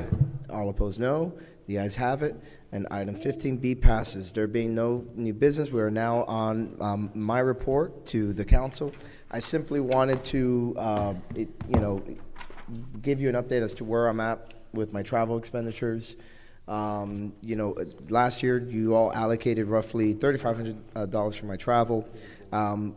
For days so far, because I haven't decided whether I'm going to drive or fly, but I've spent $725, and then between room and flight in D.C., we're at about $800. So just wanted to make that report to you. And for those of you that are going up to days, please, through Alexis and JV, send me if there's any particular representative or senator outside of our representatives in Tallahassee that you would request a meeting with, and then we'll go from there on which meetings get scheduled and whatnot. But just submit your request if you have any to JV. Just keep in mind that while this is a working trip, it is also a period of time that's very stressful for our senators and representatives. So it often happens that those meetings get to be very short, especially when you load up a lot of other meetings, right? So just be strategic.